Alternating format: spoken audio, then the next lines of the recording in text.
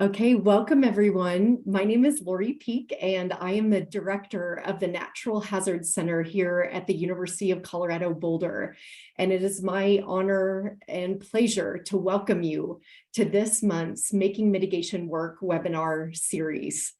The webinar series is supported by the Federal Emergency Management Agency, or FEMA, as well as the National Science Foundation. And we thank them for their support that has made this series possible over the past several years. And we thank each of you for joining this webinar today. Before we proceed with the webinar, we just wanted to note that today's forum is being recorded, and we will post the recording from today's webinar on our Natural Hazard Center website at hazards.colorado.edu.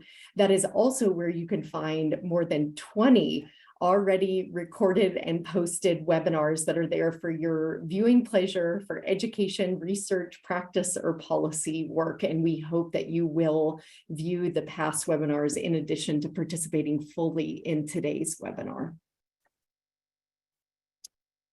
We wanted to note that for those of you who are out there who are interested in earning credit for today's webinar, that thanks to an ongoing partnership with the International Association of Emergency Managers, you have the opportunity to earn 1 contact hour if you attend the webinar today for its full duration.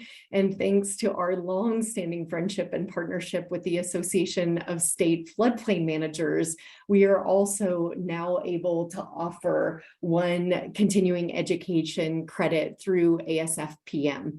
And so if you are interested in taking advantage of these credit opportunities, we hope you will reach out to us at hazctr@colorado.edu, and Katie Murphy can help you with ensuring that you can access that credit.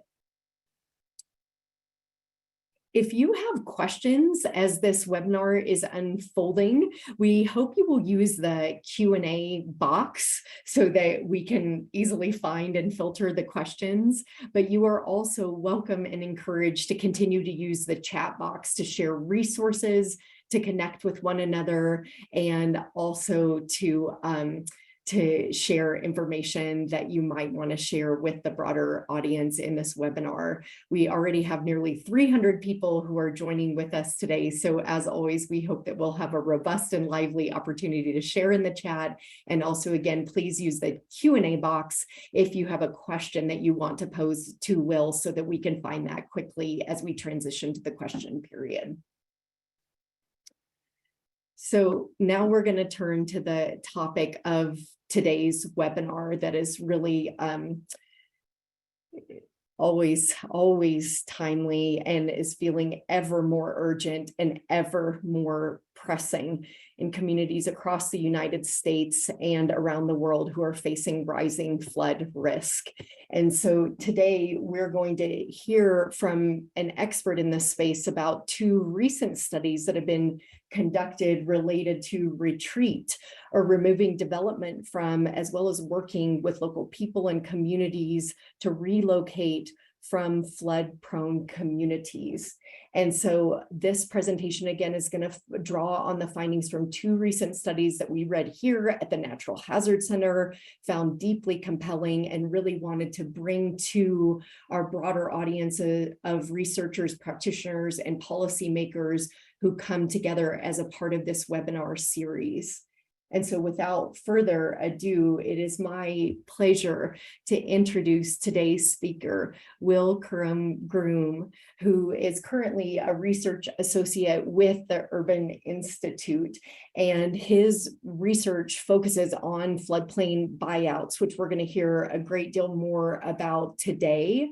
And he is also, in addition to being an expert in this space, is an incredibly gracious researcher who has fully recognized that many of the people that we bring together on this webinar are experts in this topic as well. And so, as Will said, he's going to present for about 40 minutes. I'm going to let him know when we're at the 40-minute mark, and then is going to try to reserve that end time of our webinar for questions and answers, but also, again, for raising some of the pressing topics that we know that all of you are dealing with in local communities. And so with that, Will, I'm going to go ahead and stop sharing my screen now.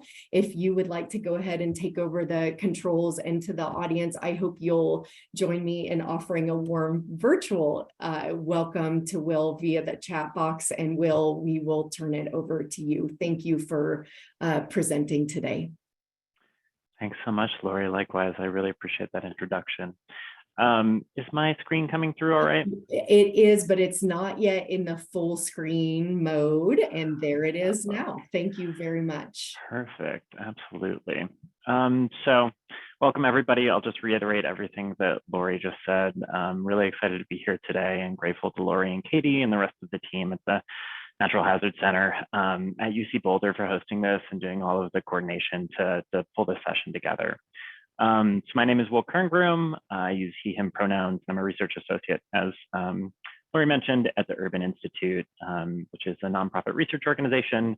And so both at Urban and then before, I've done work that's touched on floodplain buyouts. We'll talk about some today, and then on land use regulation, housing affordability, and a little bit of bike and pedestrian work as well.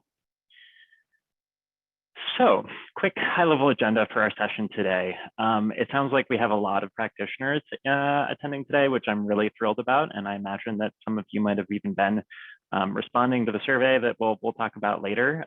So I will try and skim through the background content a little bit faster than I'd planned and discuss some of the findings from the papers, which hopefully are really relevant. And then, as Lori mentioned, I'm really excited to hear from everybody about some of the questions and issues that you're contending with in your work and in your research, generally thinking about. So that's the background section. The second agenda item is buyout costs, known and unknown. So that's first paper, which is the landscape review of the state of the knowledge about buyout costs and how buyout costs are incurred, and the expenses associated with different activities comprising buyout projects. Then we'll turn to the second paper, which kind of builds on the first paper, which says, oh, there's not a ton out there yet, where we surveyed a lot of folks who practiced, who are involved in implementing floodplain buyout projects. And we asked them to talk about how they implement projects, what the activities are that make up buyout projects, and how much those projects and activities cost. So I'll spend a lot of time on that section if everything goes according to plan. Then I want to touch on some promising practices, so things that have been identified in the literature or that certain states and municipalities are starting to test out and work with, things that both were surfaced in our survey and discussions with practitioners, as well as in other fora that I think are really interesting to keep an eye on and to continue to think about. And also just want to touch other buyout research topics. So these are topics that I don't know a ton about and aren't the focus of my research, but I think are really important and interesting. And they're things that I've been thinking about a little bit and will be really excited to hear your thoughts about as well. And then we'll reserve a good chunk of time for discussion and questions. All right. Before we get started, just really want to quickly mention all the folks who are engaged in this research, which was by no means me alone. On the first paper, assessing the full cost of floodplain buyouts, my co-authors and co-researchers were Hallie Haygood, Miyuki Hino, Todd Bendor, and David Salveson. Then again, on the second paper, complexities and costs of floodplain buyout implementation, Miyuki Hino, Todd Bendor, and Dave Salveson. Miyuki and Todd are both professors with the University of North Carolina, Chapel Hill's Department of City and Regional Planning. Hallie and I were both students there, grad students, and then David Salveson was affiliated with UNC's Institute for the Environment. And I should mention one thing before I go any further, which is that the views and content I'm presenting are mine alone. Hopefully they resonate with you all, but they don't reflect the opinions of co-authors necessarily, or of any institutions that I work with or have been affiliated with in the past. Just to get that out of the way. All right, a little background. So just high level, what is a floodplain buyout? Floodplain buyouts are voluntary property acquisitions, so they don't involve eminent domain. Participants can choose to participate. Many folks who are eligible for buyouts choose not to participate. We'll turn back a little bit to kind of some of the nuances of what voluntary entails and when maybe voluntary isn't quite as voluntary as we might hope. But generally, people are able to opt into and opt out of buyouts. They entail returning properties to undeveloped state. So if there's development on a property that's acquired, that development is demolished and returned to an undeveloped state. So the types of end uses that you might see after a floodplain buyout are just an undeveloped property. There might be park, might be trails, there might be gardens, community food farm, things like that, but very limited development, if any, on a post-buyout site for the most part. They occur post-flood, which is to say that the buyouts typically, and I'll say that generally during this presentation, a lot of when I talk about buyouts, which can encompass a bunch of different kind of styles of projects, I'll primarily be talking about FEMA-funded buyouts and what that entails.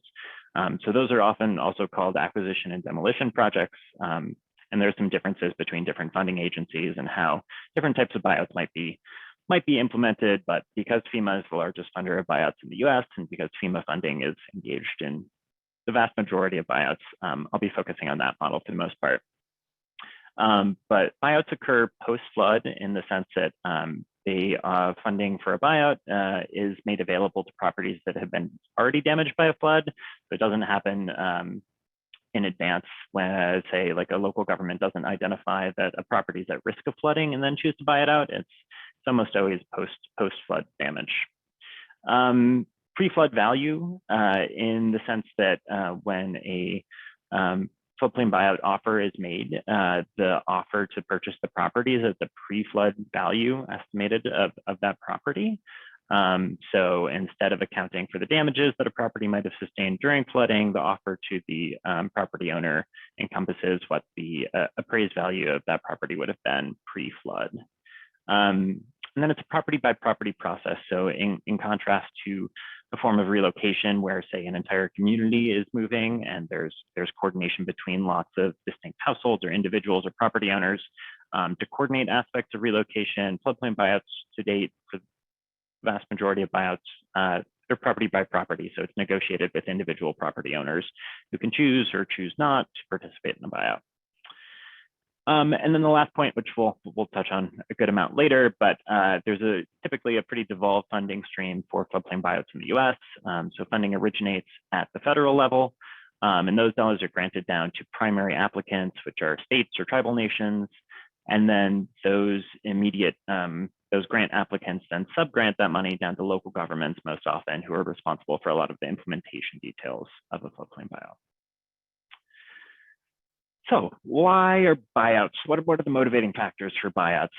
There are a bunch that come to mind. I'm sure there are a bunch that I've missed on here as well. So curious to hear about some of the audience members' thoughts on why buyouts are really important, but a few that I think are critical to touch on. One is National Flood Insurance Program liability. So buyouts are in many ways an opportunity to reduce insurance liability for the federal government through the Nfip.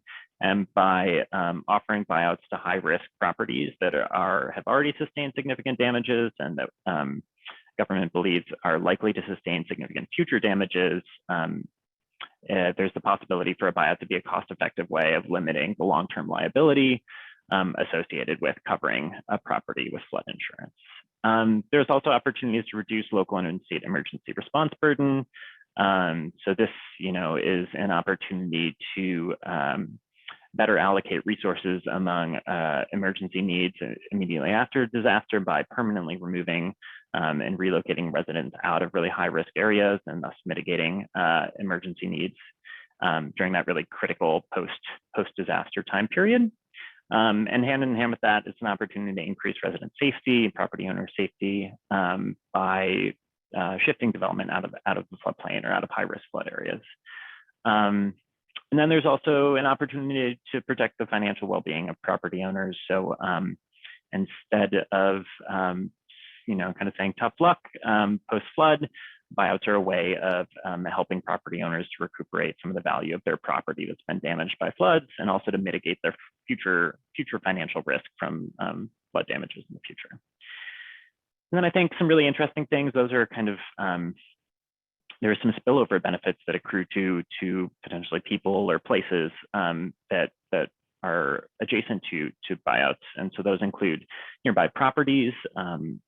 By converting a property back to undeveloped space, in theory, that'll reduce the flood risk that nearby properties face, potentially reduce flood risk for broader portions of the community as a whole.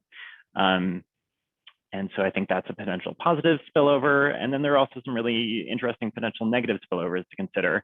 So that have to do with, for example, the post-buyout uses of bought out properties. So if a property becomes just a vacant grassy lot, that might have negative impacts on the social and built environment character of the neighborhood. It might negatively impact the and social network of the community. It might negatively impact property values of nearby properties. So there are some interesting potential negative spillovers as well. And then municipal finances, I think, is another interesting one to touch on, in the sense that when buyouts are clustered well, there are opportunities potentially for municipalities to reduce their service burdens. So whether that's sewer and water infrastructure, or roads, clustered buyouts potentially afford municipalities the opportunity to eliminate kind of ongoing maintenance and costs associated with service infrastructure to those buyouts. Although conversely, there are also potential implications in terms of the tax base for municipalities where they're undeveloping sites and kind of eliminating properties from their tax rolls. So we'll talk a little bit more about that later on. I received one really interesting question ahead of this presentation, and I think this might be a good point in time just to quickly touch on it. And the questioner raised a pretty interesting point that I'll paraphrase loosely. And they say, recent research suggests that as many as 10 structures are being built in the floodplain for every structure that's being removed. Given this, what's the value of buyouts? And what can we do short of a fundamental political restructuring to stop adding new buildings in the floodplain? So kind of the underlying question, are buyouts even worth it, given how much new development we're adding to the floodplain? And I think that's a really great point. I think it highlights that buyouts in and of themselves, given their current funding scale and just how long buyout processes take relative to other processes such as ongoing development, buyouts are never going to completely remove properties, the full scope of properties that are at risk for flood damages. So I think it's really important to say that in conjunction with buyouts, and improvements to buyout policy, I hope, we also need to be thinking about other approaches to mitigating flood risk, and also stop adding to the existing scope of buildings and development that's at risk of flood damages. And at the same time, I at least hope and I'm optimistic that buyouts can be a really important and positive tool, even if they aren't currently scoped to address the full extent of development in the floodplain and fully eliminate flood risk. I think every household, every property owner, every individual who we successfully can offer a buyout to and help to relocate outside of the floodplain is one benefit that is not eliminated by the fact that there's also ongoing development in the floodplain. All right, so this is a model, kind of a stylized model of floodplain activities that we included in our papers, and is abstracted from really great publication by Weber and Moore, who are with the National Resources Defense Council. And they drafted this out in a paper called Going Under, Long Wait Times for Post-Flood Buyouts Leave Homeowners Underwater. And this, I think, does a really great job of highlighting kind of the four categories of actors who are involved in the typical FEMA hazard mitigation grant program funded buyout. And so we see FEMA is the funding agency, which provides the bulk of funding that's made available for floodplain buyout projects. And we see state governments and then also their tribal governments in the role of applicants. So those are the primary entities that are submitting funding applications to FEMA. And then we see local governments listed as sub-applicants, and then property owners as kind of the primary individuals who are choosing whether or not to participate in a buyout. And so this model, I think, highlights a bunch of really important things. So on the y-axis there, we see the four kind of classes of actors involved and the activities that they engage in over time. On the x-axis, we see time. Weber and Moore have looked at FEMA records of completed buyout projects and have kind of mapped out these different activities onto a general timeline for how often they often take relative to an initial disaster declaration. And so we see that eventually property owners are deciding whether to participate and eventually selling their property somewhere between 3 and 4 years on median, I believe. So that just hints at how long and how complex buyout projects can be. And that's one of the motivating factors that we kind of took up in our papers on buyout costs, is just this idea that the length of time involved and all of the transmission of information between the different actors involved in the process, and the fact that many of these activities are sequenced and are dependent on inputs and outputs from different actors before different phases of the process can continue, have the possibility both to elongate timelines for buyout projects, which can be really problematic for almost all of the actors engaged, but especially for property owners who are left in a state of limbo, trying to figure out what comes next for them post-flood. And it also potentially generates a lot of additional costs in terms of trying to share information and resources and make decisions across a bunch of different agencies. So we'll turn back to that more later. But I think that's a really valuable framework for understanding kind of high level some of the components of a typical buyout project. I just really want to quickly touch on the spatial allocation of buyout projects to date. These data are taken from the FEMA data sets that I mentioned earlier. You'll see that those dots, each dot reflects a county that has acquired one or more properties via a floodplain buyout project. The size of the points represent the number of properties acquired. And there's a pretty clear trend here in the sense that buyout projects are occurring in the eastern half of the lower 48 by and large, and that the vast majority of buyout projects to date have been riverine projects, which at least for me is always a little bit counterintuitive. But these aren't by and large buyout projects that are occurring on the coast or as a result of storm surge, but rather are occurring inland. So this, in conjunction with this next slide, which shows just total buyout acquisitions by state, I think highlights the fact, for better or worse, that there are a handful of states that account for the vast majority of buyout projects to date, at least based on FEMA data. And we'll see that the top 5 there, Texas, Missouri, North Carolina, Illinois, and Iowa, account for a significant subset of all buyout projects. So I think in some senses that means that those states have a lot of opportunity to innovate and to practice across many different projects and to build up staff expertise. And at the same time, it might point to the fact that there are many states and territories that haven't had the opportunity to take full advantage of buyout projects to all of and apply them to all of the properties that potentially could benefit from them. So we'll pivot to the first paper. So some of our overarching questions about costs and why we were interested in costs are, how much do buyout projects cost? And so in this sense, we're interested both in the financial costs of projects, in dollar-denominated costs, as well as in staff time costs. And then also, although we weren't able to capture a ton on this, but interested in non-financial costs. So again, thinking about time, participant time as a cost, waiting for decisions about buyout processes is a cost, an important sense. And then, there are a lot of other slightly less tangible costs, anxiety, frustration, changes in community potentially as people accept buyouts and move out of the community or move to different areas within a community. So I think there are a lot of costs there that are of interest, and our primary focus was on dollar and person hour denominated costs, but just want to highlight that there are a lot of, I think, potential costs to consider in the context of a buyout project. And so we were really interested in both costs that were incurred by different activities within projects. So looking at the distribution of costs across different phases of a given project. Was community engagement, for example, a really staff time intensive cost as a component of project versus, for example, implementation activities. So things like making offers to prospective participants and demolishing actual development on the property. And then we were also interested in variation of costs across projects. So comparing kind of different implementation paradigms and characteristics of buyout projects and looking at how those relate to different kind of costs of activities. And then finally, we were interested in who incurs which costs.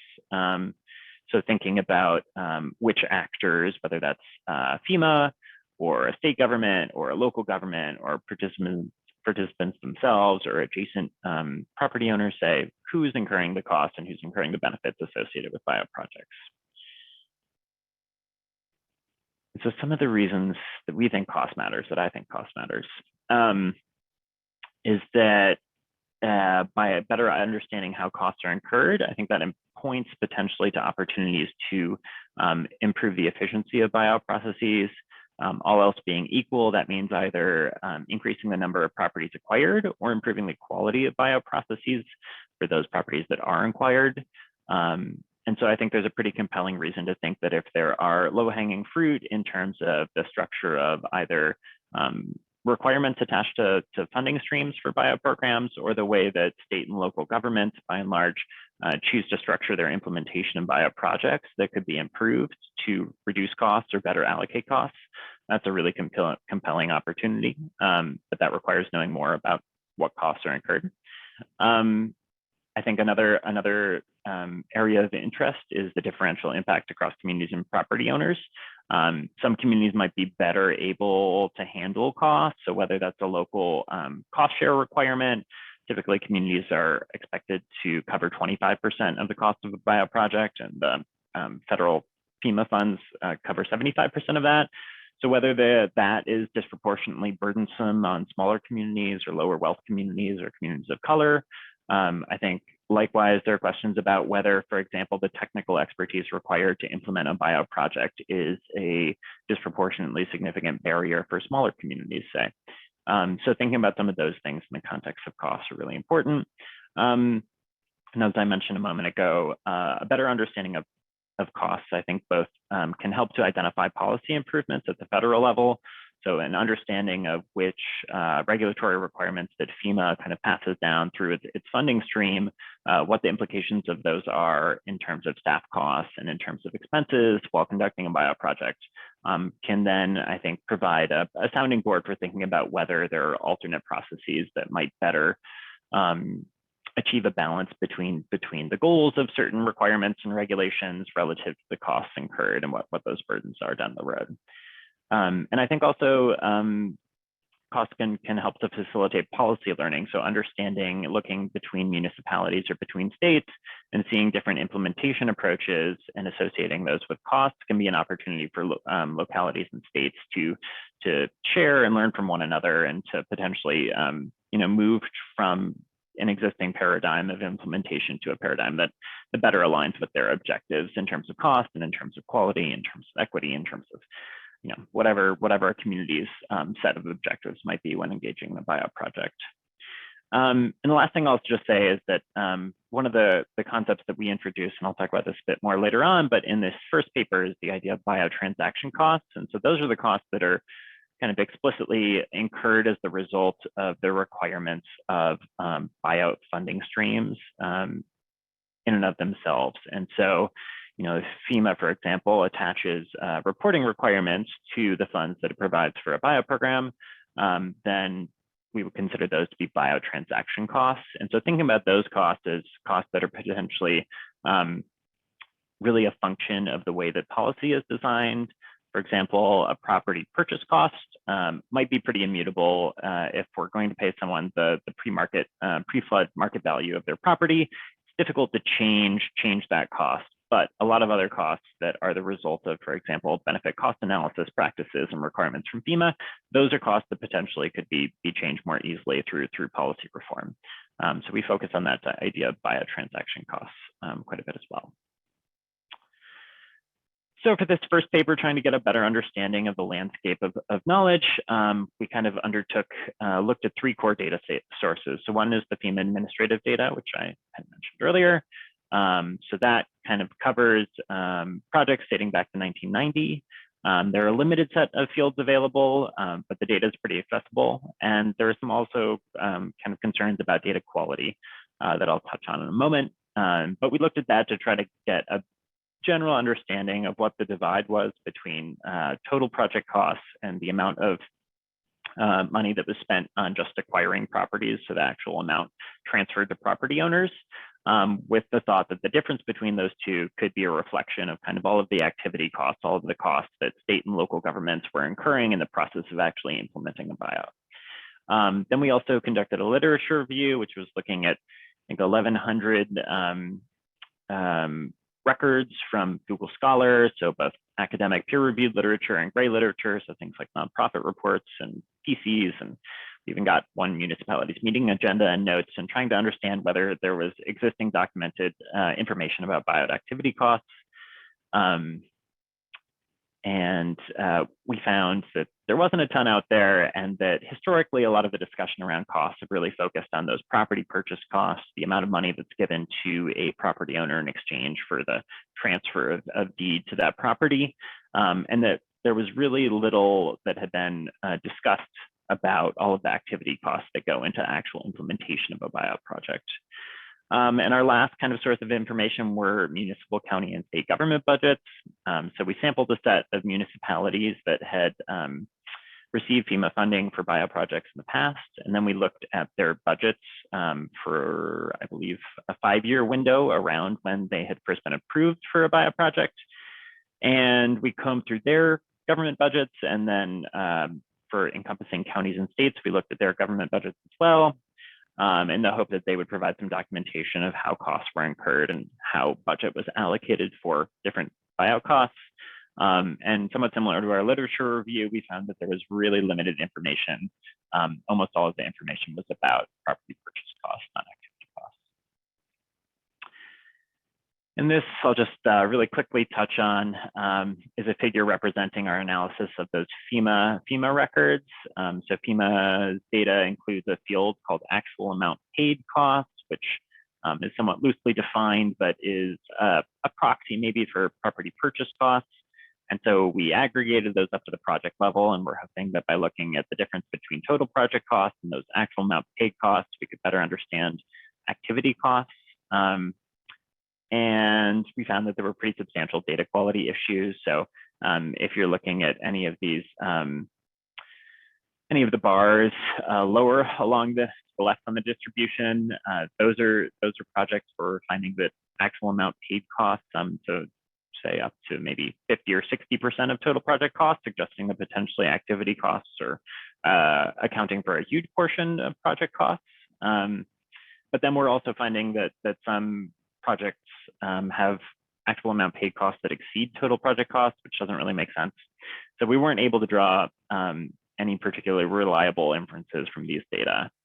And here's just a quick account of a kind of typical budget narrative from our analysis of budgets, which talks, in moderate detail. So this is more detailed than many budgets, but talks in moderate detail about the process of the buyout, how many houses were purchased, when the buyout occurred, what the post-buyout land use was, but there wasn't any information either here or in the itemized budget about the cost beyond just the property purchase costs.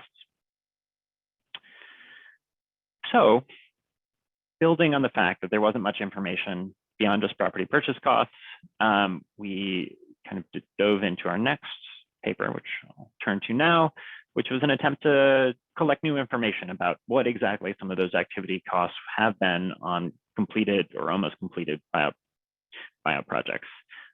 So here we developed a survey that we fielded to state and local government staff, as well as buyout consultants,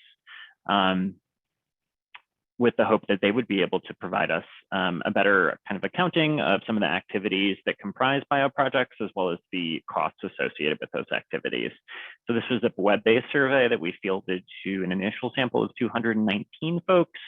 And then we used snowball sampling, which is basically where we asked our initial sample to also recommend additional people that they knew who might be eligible to complete the survey. And we ended up sending the survey out to about 249 folks, with a raw response rate of about 28%.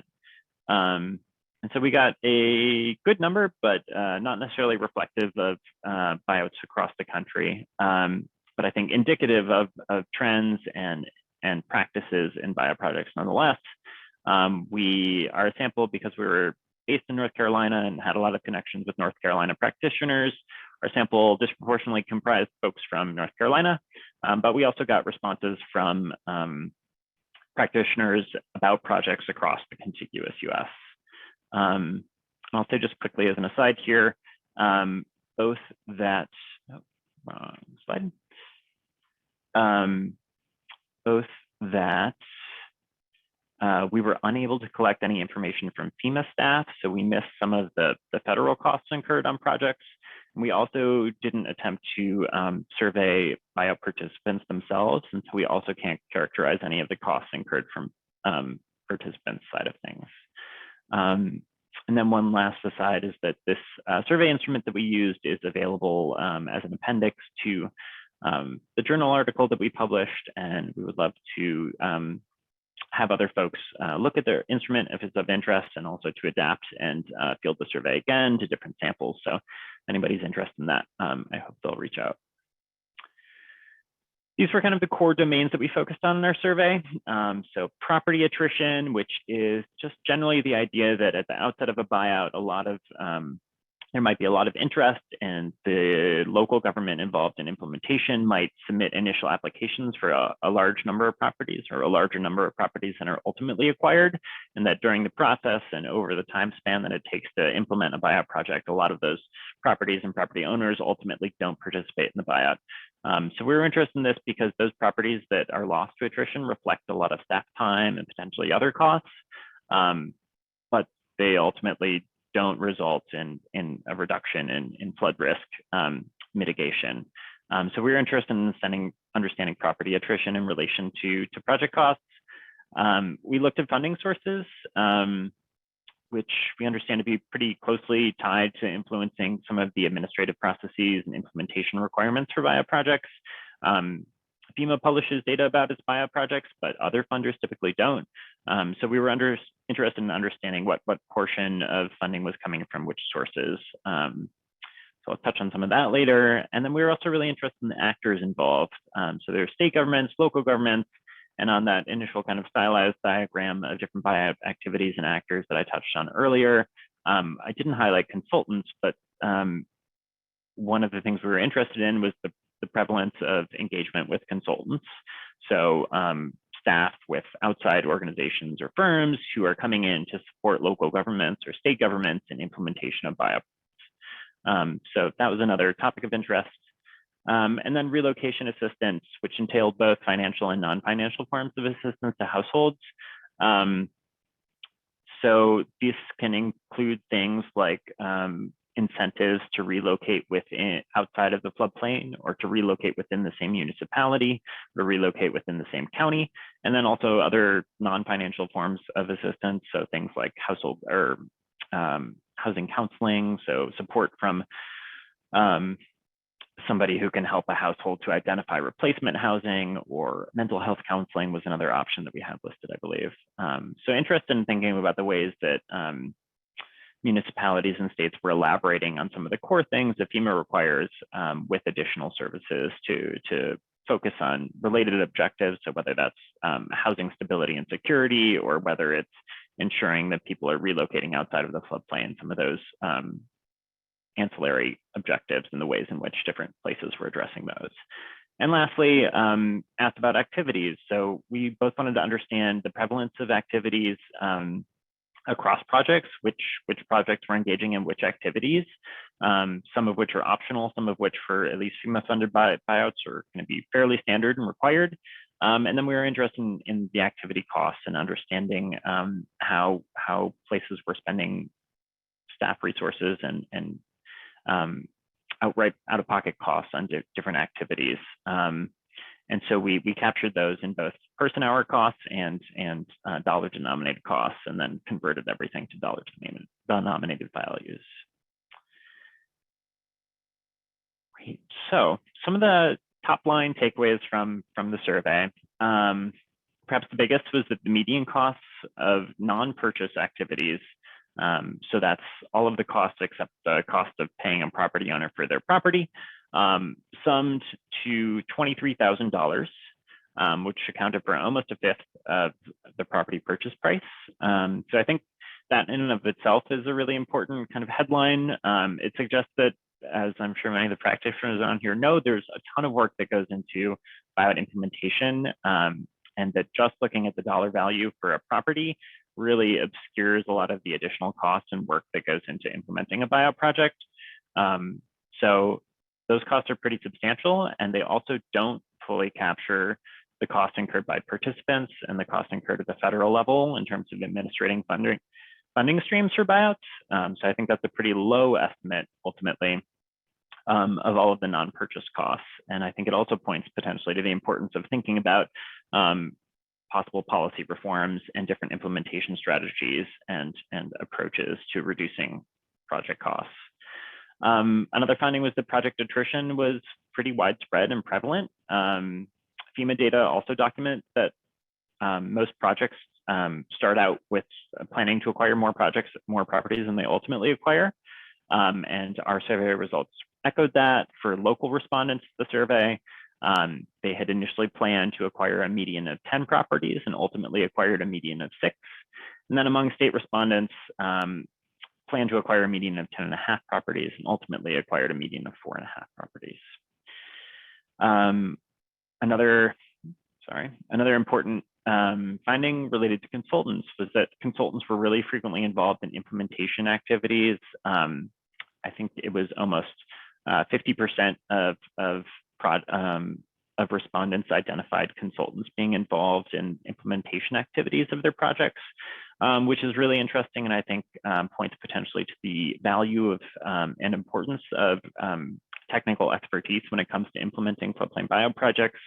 A lot of municipalities are conducting projects once every many years, if ever more than once, and many of those projects are really, really small. And I think there's potentially one inference is that consultants have a lot more ability to specialize in floodplain buyouts and related work and bring a lot of that technical expertise that's really critical to successfully implementing a buyout. Which I think is an interesting reflection too on just how potentially cumbersome and technical the process is in and of itself. And then we also found that states weren't particularly involved in implementation activities of buyouts among the projects that were reported and described by survey respondents, which is pretty interesting. And so I'll talk about some of the state engaged activities in just a moment. And then one other thought is that community engagement activities varied pretty significantly across projects, in the sense that for certain activities, we saw that most projects cited that activity as occurring, but for a lot of the community engagement, kind of communicative activities where, say, a local government might be reaching out to community members to let them know about the buyout opportunity and to provide them information about what that entails, those practices were a lot less standardized and relatively less prevalent. And I think that potentially also points to some opportunities to think about improvements in that space. And Will, we're Yes. at 44 minutes after the hour. Perfect. Thank you so much, Lori. We'll keep cruising here. So this is kind of our core results visual. We've broken down the activities, which are on the y-axis there, into 5 phases. Includes community engagement, planning, implementation, post-buyout activities, and what we call state activities. The panel A there represents the percent of parties involved, the darkest color being state actors, the medium gray being local government staff, and then the lightest gray being consultants. And I think, and then in panel B, we see the percent of property purchase costs. So for each project is represented as a point. And we see the extent to which that activity, what percent of total property purchase costs that activity accounted for in a given project. So I think, as I mentioned, really interesting to see that local governments and consultants are almost entirely engaged in all of those implementation activities, which include pretty substantial things like coordinating demolition and conducting title searches and property surveys and conducting appraisals, things that we found accounted for a not insignificant portion of total property purchase costs are really devolved almost entirely, at least among our response set, down to local governments and consultants they might hire, which I think prompts questions about whether there are opportunities to think about rearranging some of these activities so that states potentially could take on a greater role in implementation. And these were some quotes that jumped out. This one speaking to local government capacity to actually implement things quickly. This respondent's highlighting that local governments often have such limited budgets that to be able to meet that match that's required from FEMA funding, they have to spread out their acquisition of properties across multiple years, which is a really interesting phenomenon. And I'll be curious to hear if any other folks have thoughts on that front. Another one here, just kind of talking to the impact that the pretty elongated timeline for buyout projects can have on participants in terms of additional costs that they incur and potentially financial burdens and credit damage as a result of that. And I think this just kind of speaks to the importance of identifying opportunities to shorten those timelines, even if that doesn't entail necessarily reducing the nominal cost of a buyout project, and that can still bring really meaningful and important benefits to participants. And I'll hopefully wrap up very quickly and we can turn to discussion and question. Just wanted to highlight a few things that I thought were pretty interesting. As I mentioned earlier, I think there is space to explore alternate activity arrangements, potentially aggregating some activities at the state level. One state level respondent says retaining the implementation of the grant, state level, and retaining policy creation and procurement could be really important. Another respondent said it would have been much more cost effective and expedited if the state managed the program. So just interesting observations. And I think we actually had respondents who said the opposite and said, we wish that we had clearer guidance from states and that we had more autonomy to do things at the local level. So multiple perspectives. Touch on a few practices of interest. I think, as I mentioned, greater level of state implementation potentially addresses issues with staff turnover. States might be better positioned to leverage technical expertise among their staff. Might also be better positioned to achieve economies of scale and implementation. At the same time, there's lots to be said about having local government staff involved with lots of the process. Portions of a project in terms of their knowledge of the context of a local community and being able to better connect, for example, among some of the communicative and community engagement activities. So I think that's an interesting topic. Pre-flood qualification of properties is something that some locally funded projects, buyout funding streams have started to look at and implement, but the opportunity to have, for example, a list of properties that where property owners have already expressed interest in a buyout and where there's been some of that kind of pre-qualification work to determine whether a property is going to be eligible for a buyout so that when federal funding becomes available or when a flood strikes, that community is ready to go and they can thus shorten the timeline for their acquisition process.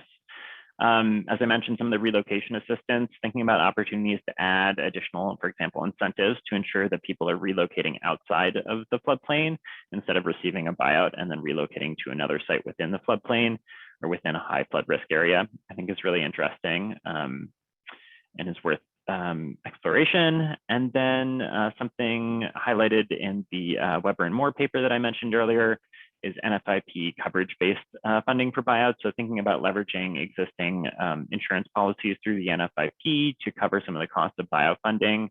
And because those claims from the Nfip tend to be transacted a lot more quickly, it would potentially speed up the availability of funding to implement buyouts. And then lastly, one issue that has been surfaced somewhat in the literature is just the challenge for some folks, especially lower wealth households, to identify affordable replacement housing if and when they accept the buyout. So thinking about options to for municipalities to construct or to plan for the construction of replacement housing within the community, and that potentially also addresses some of those concerns about lost tax base. So I think those are all things worth thinking about further. And then these are some research areas that I'll just touch on really quickly that other folks are exploring, and they're by no means my areas of specialty, but I think that are really important to keep in mind. Voluntariness, Daniel DeVries and James Fraser have written about this a decent amount, but just thinking about ways that limited information, limited wealth, the fact that households are often making these decisions about whether to participate in a buyout right after a really major kind of destabilizing event, all of these things that might impact how voluntary buyouts truly are.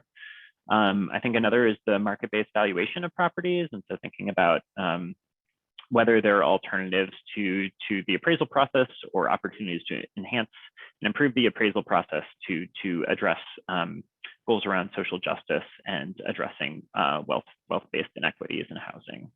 I think similarly, there's some interesting tensions in buyout equity, thinking about wanting to make sure that buyouts are available to households, for example, Black households, but also wanting to make sure that Black households aren't disproportionately being pressured to accept buyouts, whereas other households are able to remain in place, for example, through funding for elevation of their properties.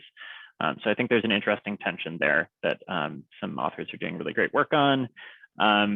Post-buyout land uses, by and large, FEMA funding isn't super focused on particular post-buyout land uses, which are largely left to local governments. And so I think thinking about opportunities to blend funding from other sources to support more valuable and productive post-buyout land uses, whether that's wetland restoration or developing parks or bike trails or things like that. I think there are some opportunities there.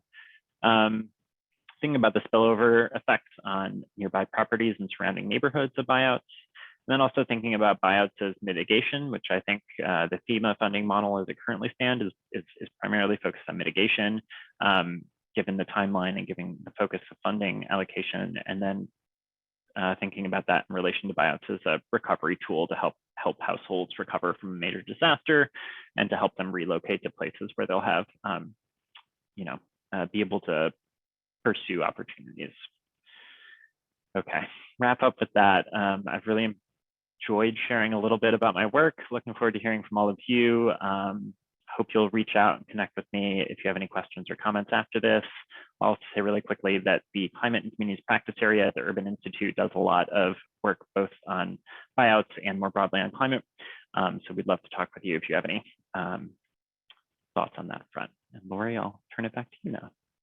Will, thank you so much for that presentation, and thank you to all of the participants for the wonderful questions and comments that you've been sharing in the chat. As noted, we will be posting the recording from this. We have links to the 2 papers that will summarize, and we'll be posting your chat and questions and comments up on the web page for this session as well, because we know we're not going to get to all of them, but in the few minutes we have remaining, Will, I'm going to start with just, I sort of tried to lump a few of these together. So some of the questions had to do with the properties themselves, the age of the property, the losses that the properties have experienced of those in your studies. And so can you talk about, sort of a couple of our participants talked about that many of the worst offenders are older properties, older developments that were developed when there were no minimum standards, but also obviously with climate change, some property owners that weren't previously at risk or maybe now experiencing new risks. Also, Bill raised the issue of some of these properties that were built before 1970 also have the added cost of asbestos abatement, for example. So can you just kind of talk to us about how your research addressed those property issues and age of property? Yeah, that's a really great question. I think, unfortunately, the short answer to that one is that we didn't get any information on individual properties. Our survey was really structured around a particular buyout project. And so we were focused on activity costs at the project level. So we had information on the number of properties involved, but not detailed information, for example, on whether they were multifamily properties or single family properties, or the age of construction, or the status of certain improvements or things like that. So I think, unfortunately, with our data, we weren't able to address some of those considerations. I will say that when we framed the survey question for respondents, we asked them to talk about a buyout project that had happened pretty recently and that was close to complete. And even still, we had a lot of challenges asking folks to recall pretty detailed information about buyout projects, understandably. So I think that would be a really interesting thing to think about adapting the survey if that were a question of interest, and or to looking at more specific records. So maybe merging in survey responses with data that's available from a state government or from a set of municipalities that have more detailed records, potentially joining it with tax records or something like that. Thank you. We also had sort of a grouping of questions that I put under a justice equity umbrella. And so Mhm. given that you were looking at the project level, can you share with us anything you did learn about justice or equity concerns, and in particular, what we know that sometimes this perception that the properties are going to be bought out, but then what if developers come in and it doesn't achieve the goal, that it essentially becomes a form of climate gentrification, et cetera. So how did justice, equity, redevelopment concerns emerge in the research? Yeah, that's a really great set of questions. I think, trying to remember now offhand, I want to say that almost all of our projects involved FEMA funding, and so they wouldn't have been eligible for redevelopment into housing or other impermeable development for the most part, potentially green gentrification. We didn't do much with post-development land uses because the survey was already running to pretty long. I think one of the things that we were really thinking a lot about in the context of how costs can shape our understanding of different kind of social justice and equity considerations with buyouts was thinking about those community engagement activities and thinking about how different households were made aware of and to what extent they were receiving sufficient information about buyout processes and what those entailed. And I think that's something that is of continuing interest is that communicative process and information sharing and ensuring that households both in the buyout, kind of in that process of informing about buyouts as an opportunity for a community, are also made aware of other options and have the opportunity to fully evaluate those. So I think that's something that we were thinking about some, but we weren't looking much at post-buyout land uses or considerations like that in our studies, unfortunately. Okay, so we have time for one more question, and then we'll reserve 1 minute at the end for announcements. So there were several questions. Our astute listeners who picked up on the 23,000 number as sort of the average cost, but then rightfully raised, as you're doing in your work, the broader costs, right? Staff time and so forth that you were trying to account for, the emotional costs, et cetera. So what have you learned from this work that is helping us to broaden our conceptualization of how much do buyouts actually cost? So at the end of the day, you landed on that 23,000 number, but what have we actually learned about thinking about costs more holistically?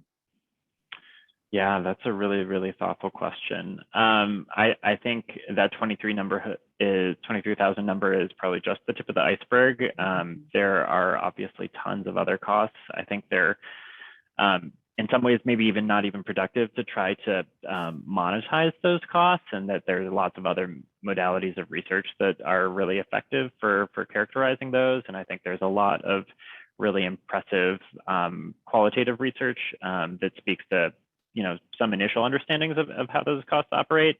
So I think definitely take the 23,000 number as one really limited kind of snapshot into a particular subset of buyout costs.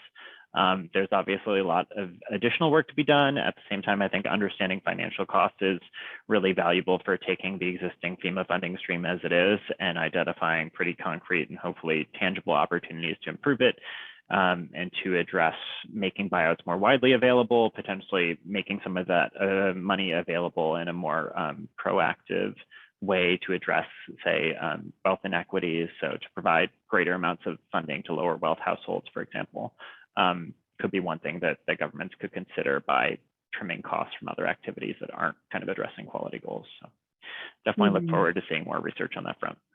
Same. And Will, thank you for all that you've done to help lead the way in this regard. And so with that, we are now at the top of the hour. If everybody can stay with us for this last minute, both to thank Will for the outstanding presentation. Thank you to all of you for your great questions and comments. We will be following up via the website and posting the recording from this session as noted. We also, again, wanted to point you to the Hazard Center website. Katie already dropped this in the chat for those of you who are here and are planning to receive the continuing education credits through the International Association of Emergency Managers or the Association of State Floodplain Managers. Please go to hazards.colorado.edu in our training tab to get more information there. We also, as a follow-on to this extraordinary conversation that Will has launched today, we wanted to ask you all to please save the date for November 8th, which will be our next monthly Making Mitigation Work webinar series. And you will find a continuing of this conversation where we're going to have a presentation that focused on FEMA's recent announcement to increase program accessibility for communities through the 2022 BRIC and Flood Mitigation Assistance, or FMA, grant program application cycle. And so I hope this has piqued your interest, in particular those communities and especially underserved communities that have raised challenges with meeting the benefit cost analysis requirement through the hazard mitigation assistant grant programs. We're going to be convening a conversation next month on November 8th. So please join us, where we're going to hear from leaders at FEMA who are going to guide us through that conversation. And so with that, we again thank Will, thank FEMA and the National Science Foundation for the support to make this webinar series possible. And most of all, thank all of you for the work that you do every day to try to mitigate and reduce the harm and suffering caused by disasters. So thank you. Please remember to take care of yourself and others, and we'll look forward to seeing you in November. Take care, everyone. Bye. Thank you. Thanks so much, everybody. Thank you, Lori. Take care. Bye-bye.